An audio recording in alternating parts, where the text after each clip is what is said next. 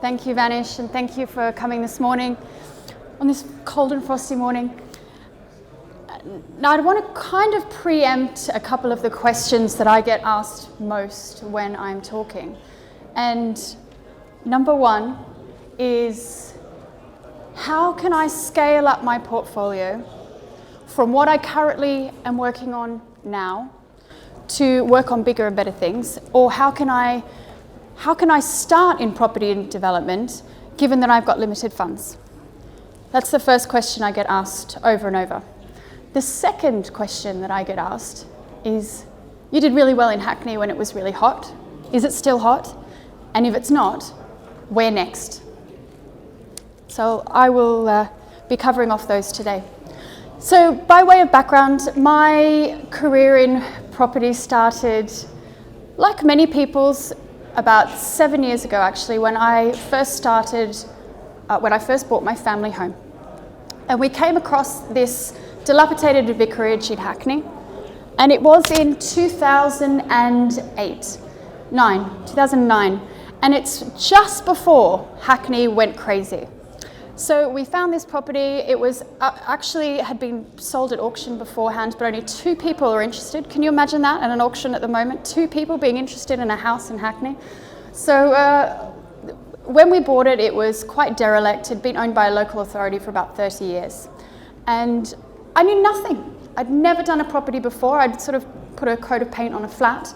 But I then, over the next year or so, proceeded to turn this into a family home.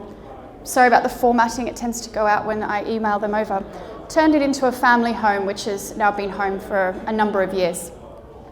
That was my first taste of property, but still I had no idea that property could be a career, and especially for someone like me. So it was at that point in time where I'd finished my property.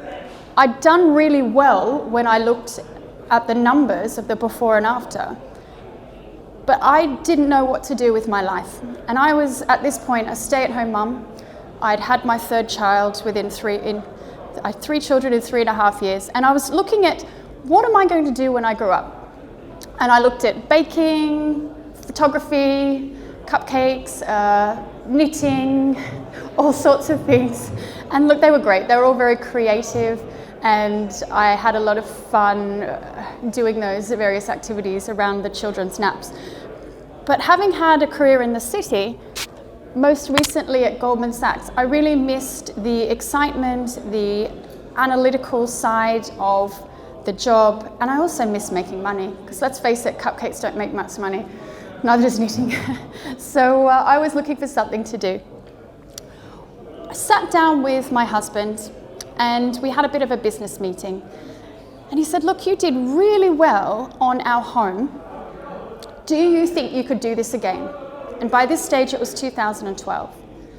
Property was hot. Do you remember that? Seems like a distant memory now, doesn't it? But property was really hot, and especially in Hackney. And he said, you've got a great team of builders who you worked with really, really well. You've got a good eye, and I think you can do this. So I convinced him to give me $500,000 of our savings and to go looking for property.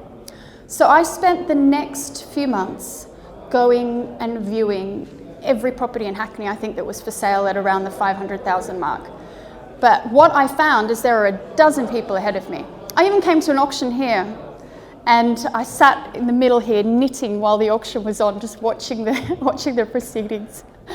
But I was not game enough to buy anything, and also I couldn't, because ahead of me were a dozen more experienced investors who had great relationships with agents and were able just to buy the property underneath me.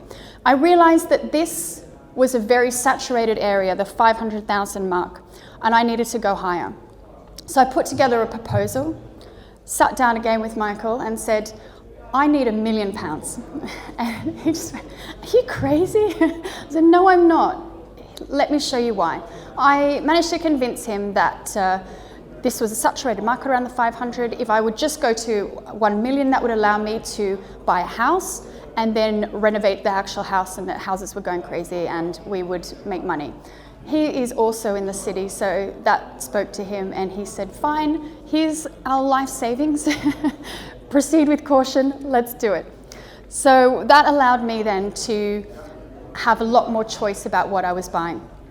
And the first property I came upon and was successful was on Lentil Road, right by London Fields. And it was an HMO. It had also been in probate for the last 18 months, had been uninhabited. It was in such a state, I still can't believe people were living in there. It's disgusting what some people have to put up with. The garden was also full of a lot of greenery that my builders were more than happy to clear out for me at no charge. Then we proceeded to work with the same builders who'd done my house, and again, we did a really lovely job. I had no idea what I was doing.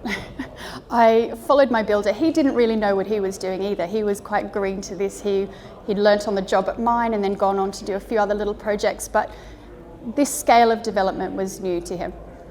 We did a great job, and given the little knowledge that we had, and we managed to make a pretty decent profit.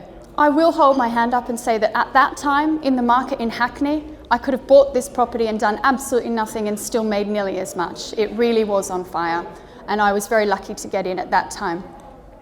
So this then led to a number of other projects within the area, and just sort of scaling up. Still at this point in time, I knew nothing about finance. I did not realize that developers such as myself could get finance. I thought that was for the big developers, so or the buy-to-let investors.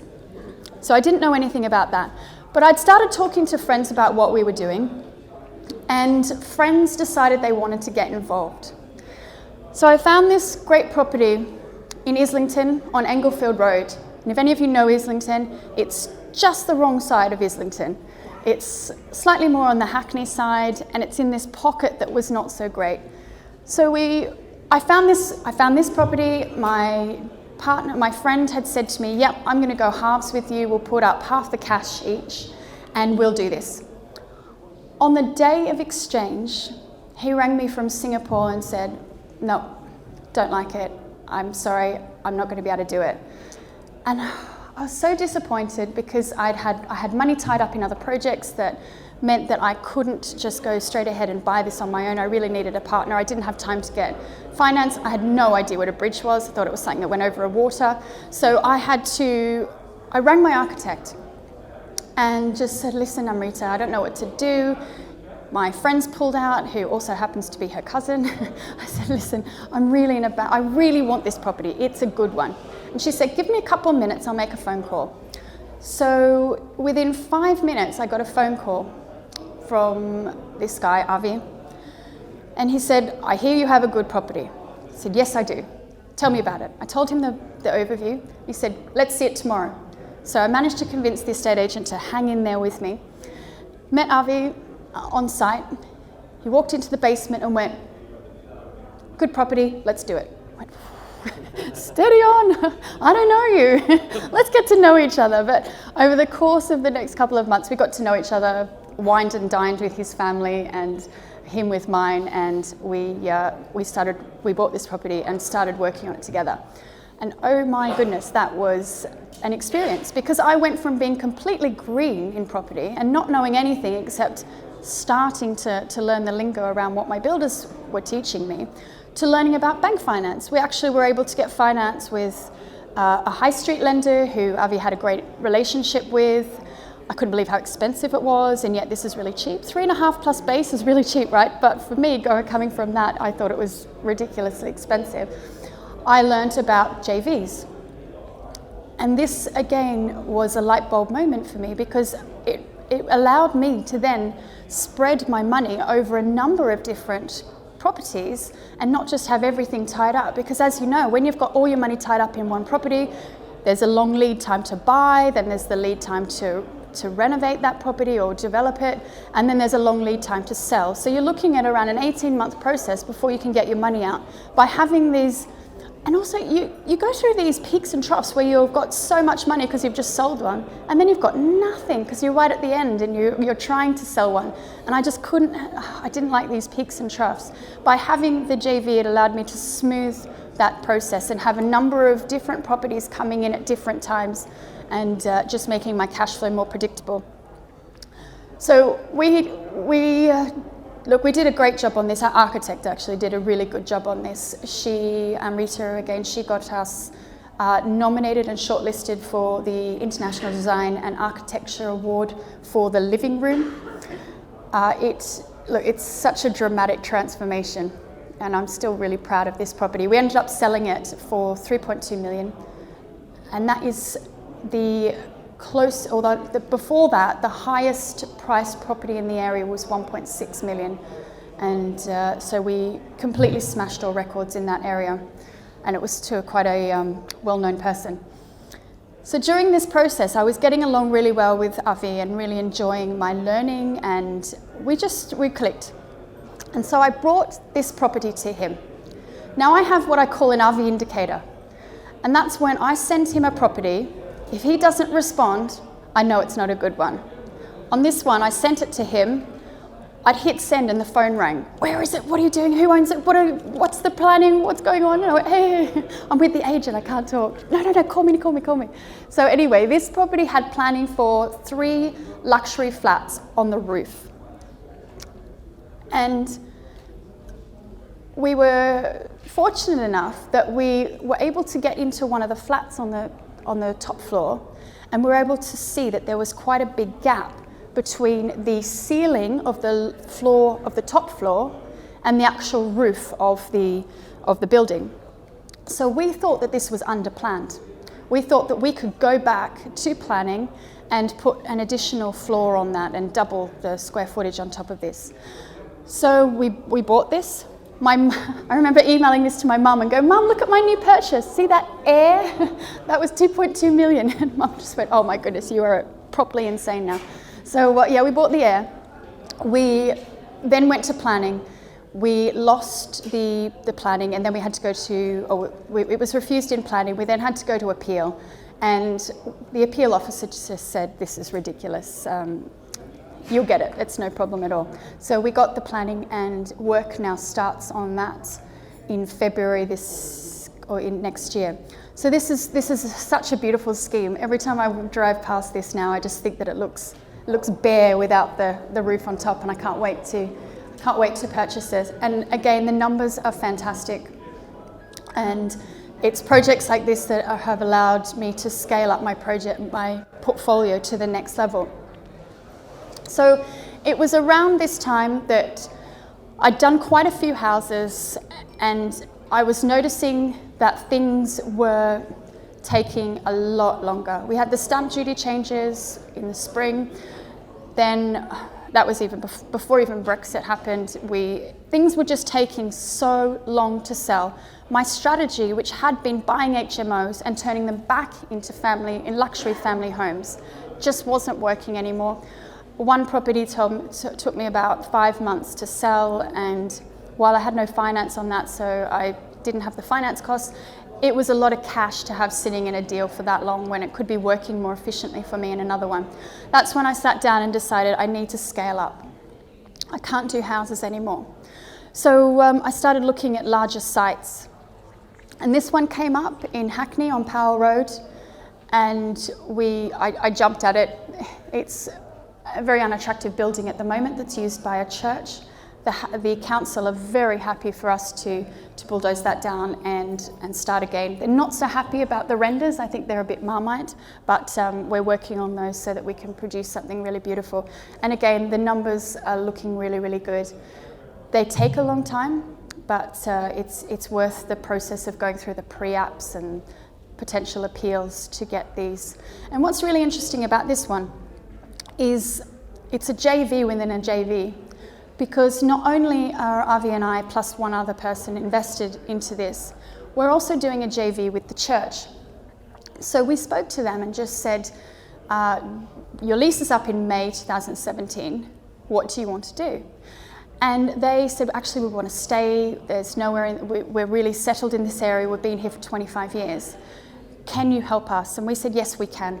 And we're now designing a whole basement for them that will be beautiful. We'll have big light wells with natural light coming through, and they're absolutely thrilled. They're helping us get the planning, and they're either going to take a long lease or buy. We're still in discussions about that.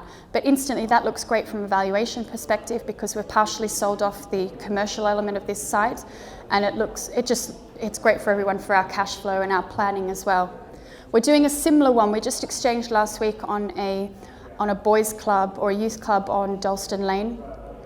And again, we've been working very intensely with the youth club to try to keep them in there because it was vacant possession, and I just couldn't live with myself evicting a charity when I live so close. I didn't want the bad press. So we're working with them to keep them there, and we're just negotiating the terms at the moment. And for me, that's the exciting bit, because these are different JVs. They're not just your straight JV with investors who have money. These are working with other people to help them stay in the area that they want to. So with the boys club, for example, they've been there for 50 years next year. So we're really hoping that we can get them in their new premises for their 50-year anniversary.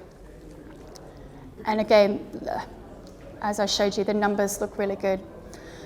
And again, with a JV partner, we have purchased this building here in Hoxton, and we're now going for planning with this. Now, the reason this one's so interesting is we're using a phased planning strategy. So as you can see, the size of the development is significantly larger than the actual building that's there. And we knew that if we took that to planning and said, hey, we want to triple this building, the planners would be quite concerned. But it has got this large car park in the rear, so we knew we could do it. But we wanted to stage the applications so that it would take the shock away from them. So our first stage is to apply for the lower ground and ground floor extension over the car park, and we did that. That was really straightforward. They were very happy with that, and they approved it within the 8 weeks. The next stage, which is now in, is to go for the residential floors as shown in this render. So that's currently in, and we're waiting for a result.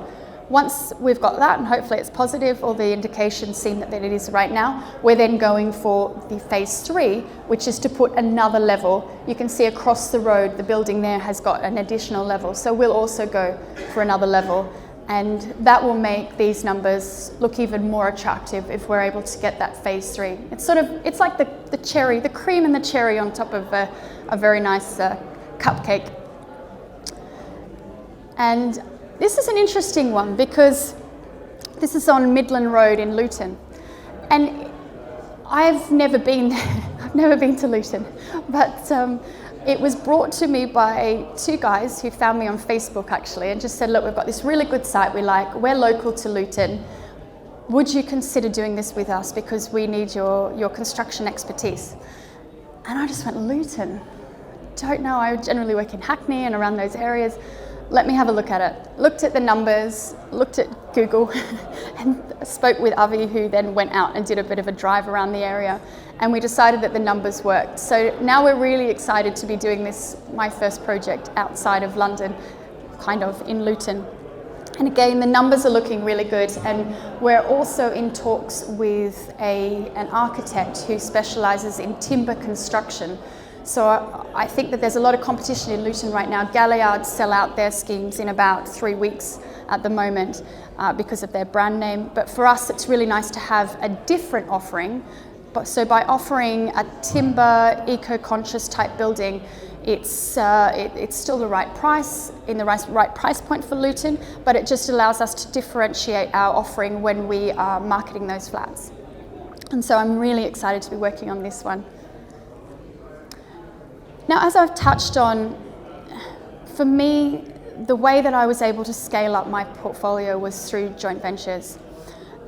And it's not just through traditional joint ventures, but also with people bringing me things and saying, how can we do this together? Or by working with the current tenants or the current owners to really try and maximize value and make it work for everyone. And that's been working really well for me.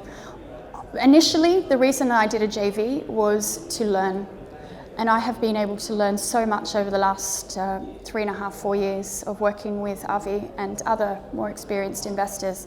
And now I'm able to pass that on to people and help them along their way as well. And that's what I find really exciting. And as I also touched on the smoothing out of income, now I don't have that problem that I had 4 years ago where it's feast or famine. It's much more even. I can now hold back cash for staff, wages and things and expenses that I know I'm going to have. And I'm able to predict my income.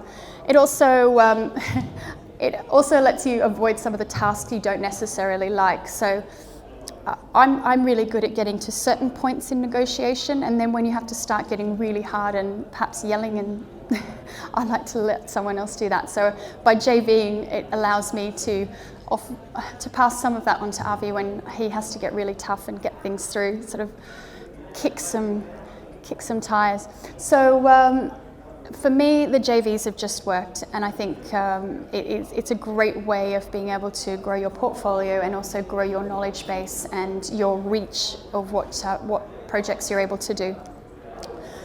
It's the way we structure JVs is that it's very much like a relationship where you meet, you go on dates, you decide if you like each other. If you like each other, you then decide how you're going to work together.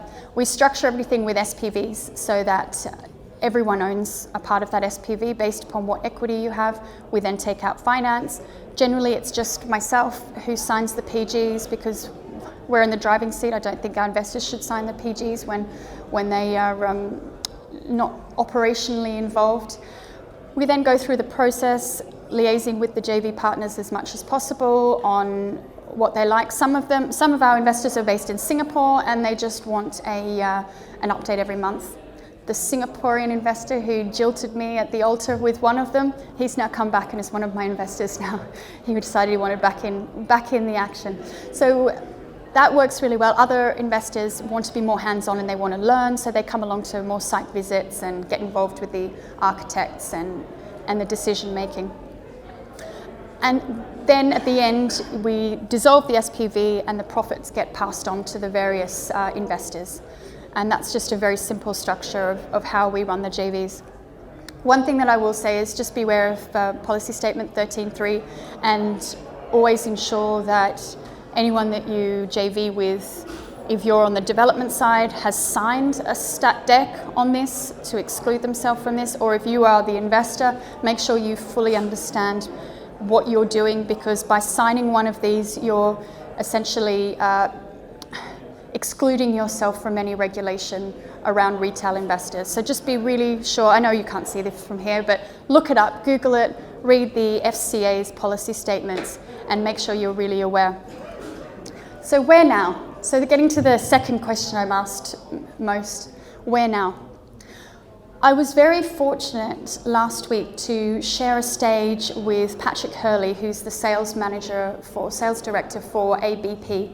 And ABP are the monster developer based in China who have bought the Royal Albert Docks in East London and are now undergoing a £1.7 billion build and development of that whole area.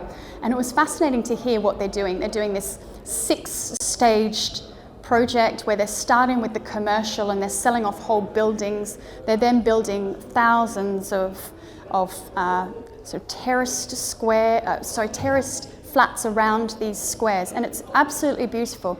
And I'll have some more information about that I'll share on our Estate website and Facebook page, because it's really, really fascinating.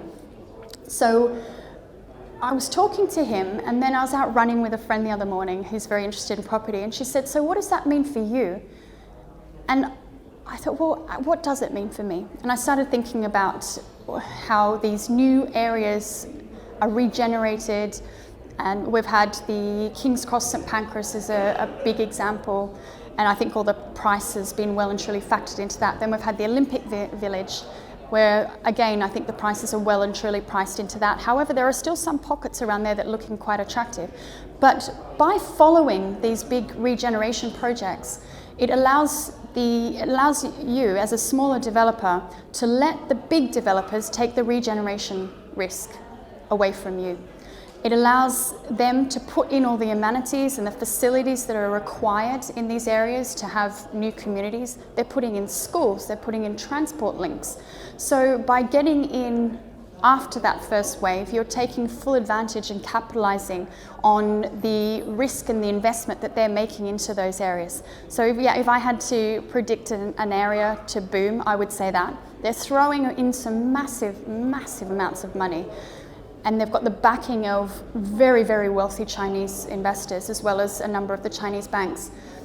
They've got some pretty lofty calculations of how they feel that they're going to create a whole new Canary Wharf. I'm not sure if that's going to happen, but they're pretty strong on that. I would also say that they're creating very fast transport links into central London, and that also could be interesting. So I think that whole I think it's E6, development that they're doing, that's really interesting to watch.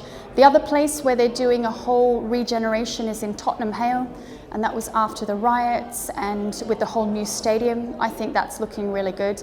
And the other area, I think Wembley's undergoing a big regeneration as well, Luton. So all these areas, it's not going to happen immediately, but they're very good areas to buy into now, perhaps buying a few houses that have got decent yields and sitting on them for long term and riding out that regeneration, the regrowth and the regeneration, gentrification of those areas. So they're my little predictions. I think they're fairly safe ones because there's so much going on in those areas and so much money being invested into them that they're very interesting. But I would be very happy. It's like Warren Buffett says, always let someone take the first bit of the return and the last bit of the return. I like to be there in the middle.